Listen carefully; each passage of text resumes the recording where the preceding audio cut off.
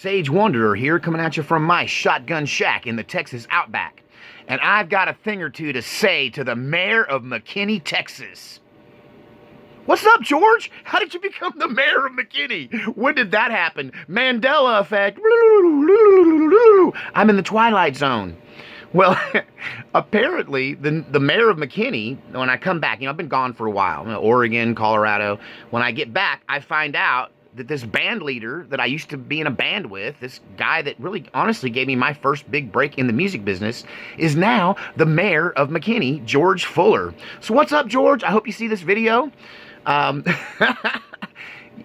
George, if you see the video, please keep to yourself the things that you know about my identity, because I'm going under the pseudonym Sage Wanderer. And George, you know my real name. You'll remember me as the first piano player for your band before before you met May Lee. And yeah, I know you had a lot of guys through your band, but I don't think you had that many keyboard players, maybe 2 or 3 in your whole life of guys that can play as well as me. So you know who I am. You remember me even though we were both kids.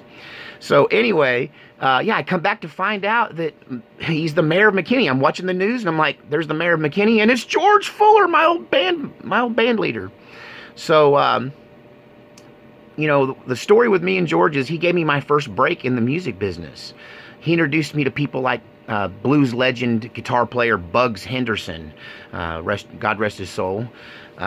Anyway, he also introduced me to people associated with Jimmy Vaughn and Stevie Ray Vaughan, and I met his partner, Jimmy Wallace from the Stratoblasters. He's a legendary guitar player around Texas, and I met him through George Fuller.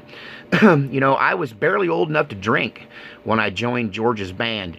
The way I met him is that I made a decision. And honestly, this was about to be in my life story anyway. So I guess maybe I'll tell it here. I could edit this and put it in there in my life story relabeled. But yeah, in my autobiography, I was about to talk about how I broke into the Texas music scene. And when I turned 21, I decided I needed a real band. I was done with the B room and C room bands that I could play in as a minor, because you had to be 21 to play the big bars. And so I decided that really I wanted to be a recording, a studio musician. I wanted to play in recording studios. And so I decided, well, what's the best way to do that? Just go to the recording studio. So I got out the trusty old Yellow Pages phone books. Nowadays you'd Google it. And any recording studio that showed a physical address, I just put it on a list like a delivery driver would, and I made the rounds in one day. And a few of them I went to, I didn't get in. They wouldn't answer the door, or they just give me a phone number to call back and make an appointment if I buzzed in on the intercom.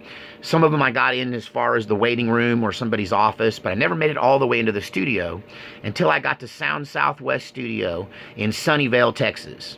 Now this was a pretty well-known studio. It's where they recorded, I think parts of, if not all of, Stop Making Sense by the Talking Heads. That was recorded there. There was a lot of other big bands recorded in that studio. It was one of the top production studios at the time. And so I go to the studio and I knock on the door and nobody answers, and I pull on the door and it's open and I can see through the glass door there's a waiting room. So I come into the waiting room. I look around for a receptionist. Nobody's there. I'm yelling, "Hey, hello, anybody home?" I think I'm all of 20, 21. And anyway, so I come through the maze, and I end up I find myself standing in the control room. It's my first time in a real recording studio. Wall-to-wall faders, this big, long mixing board, racks and racks of gear, big double-pane glass window, that I can see out into the control room. And I spy a Yamaha concert grand piano that I would later go on to play one of, the best recorded piano solos of my life was recorded on that piano with a different band, but on that piano. And anyway, so I make it almost to the piano when I hear through the speakers, "May I help you?" And I spin around, and standing where I was just standing in the control room is George Fuller, who's now the mayor of Mckinney. And so anyway, I'm like, "Hey," and he comes out and he meets me kind of halfway to the piano. And I tell him who I am. I tell him I want to be a recording, not a recording artist, but a studio musician. And I tell him I'm a piano player. And he's like, he looks over at the piano and he goes, well, show me what you got. So I go on over there, sit down, do my thing. When I get up from there, he's like, yeah, I have a band for you. And I'm like, really? Tell me all about it. Who are they? What are they like? And he says, well, I want you for my band. He said, you're really a good keyboard player, and I need you in my band. I have a working band. I have gigs on the books, and I'm absolutely going to offer you a job right here on the spot. And so I did, in fact, take him up on that offer, and I became the keyboard player for his band that did not have a name at the time. I helped name it. And I thought it was because it was like my first band, and it was my first real bar band that I was in, and it was our first time together as a band. We ended up calling it First Offense, and I think part of that too is that we were so young. All of us were so young. George was the oldest, and I think he was still in his mid-20s. And like I said, I was barely old enough to shave. I think I might have been 20 and 21. I think I was old enough to play in bars because it was a bar gig show. And so anyway, I took him up on it, but he owned that studio. And he was part owners with a sound company and the studio with a guy named Jimmy Wallace from the Stratoblasters, who's a really well-known guitar player. And anyway, yeah, so I played in a band with him for a while, and I cannot remember why I left. I believe I left that band to join the big band that went on, the one I talk about a lot on this channel. I don't like naming names. I'm naming George because I know George's going to keep my secret and my identity, because I got some of his secrets, and now he's in politics. Don't. Your secrets are safe with me, George. I won't tell on you. Besides, there's a bunch of other guys you got to worry about that know more about you than I do. Actually, I guess he's a pretty good mayor. He's been involved in some controversies, but I guess politics is made of controversies. But anyway, George gave me my first break in the music business, and I left his band to join the band that would be the big band. In fact, he invited me to the Sound Southwest recording studio Christmas party while I was in his band. And I guess, okay, I'm a little calculating. I might have been a little calculating back then. Because it was me plus one. So he gave me 2 tickets to this party. And I could have taken my wife. Most everyone else took their wife or their girlfriend. But I was courting this other band. I was trying to get a break into this original band that was making records. And they had a record they were cooking right then, and I wanted to play on it really bad.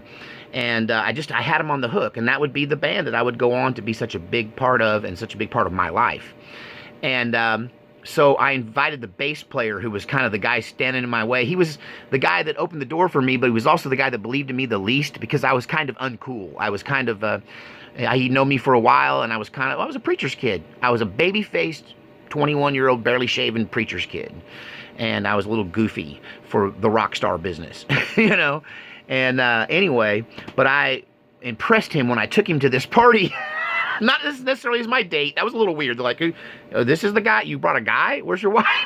And I'm like, well, he's a musician friend of mine. I knew there'd be famous people here, and he wanted to meet some famous people. So, my wife doesn't care about my career.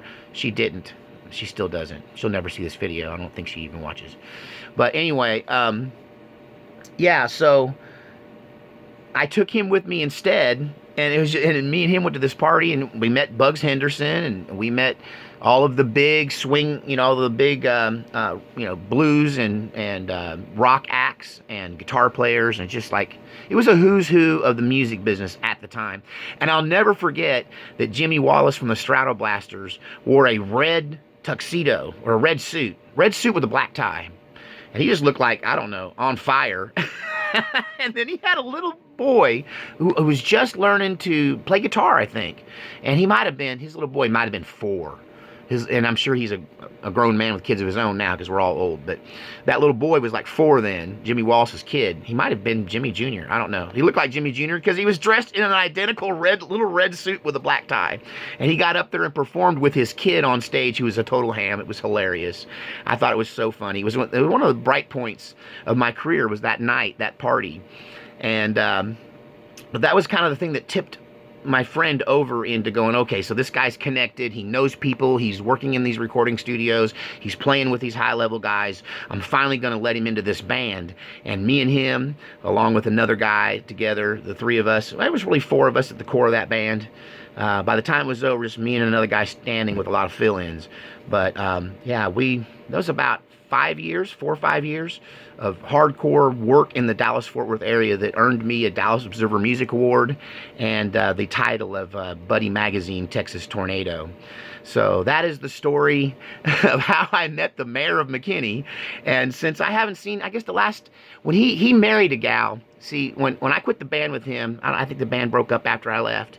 I played for a while. And then there was this other band called May Lee and Soul Intention. And May Lee Thomas was this amazing, really exotic looking and professional, very professional, on fire on stage singer. She had a band called May Lee Thompson and Soul Intention. And I used to want to be in her band, and I was always trying to talk her into letting me in her band. But she had this great keyboard player. He's another Texas Tornado. And I was friends with him too. He carried around an actual big B3 organ everywhere he went on skates. It was crazy. He was legit. But, I never got that gig. But one of the times I show up, I find out George is now her guitar player. And then I come out to another show a while later, maybe 6 months later. Now he's her boyfriend. And then the next thing I know, they're getting married. And George Fuller and May Lee Thompson have been married since, the 80s, the 90s. And they've been a couple. And now she's his first lady. He's Mayor Mckinney. It's just weird seeing him on TV, seeing him talking to Fox and Friends in the morning about, talking to Trump. And it's just, it's a trip. And it makes me look at myself and go, well, you know what? George was born with some advantages. He comes from his family as well. He drove a Ferrari or Lamborghini or something when I knew him. When I first joined his band, he drove a Vet. I remember that, a Corvette. So he was always blessed in that way. But at the same time, he was lucky because luck just dropped on him. Landing May Lee Thomas. May Lee Thompson? Thomas? I always get those two names mixed up. It's May Lee and Soul Intention. Landing May Lee, getting in her band as guitar player, that was a miracle. Nothing against you, George, but that was a miracle. And then landing her as wife, wow, man, good job. And she stuck with you all these years you guys been together. Congrats, my friend. You've done well for yourself. I hope that the politics haven't corrupted you, and I hope you're still a decent guy. And congrats on becoming mayor. Who would have thunk it? All right, we'll see you next time, and God save our republic.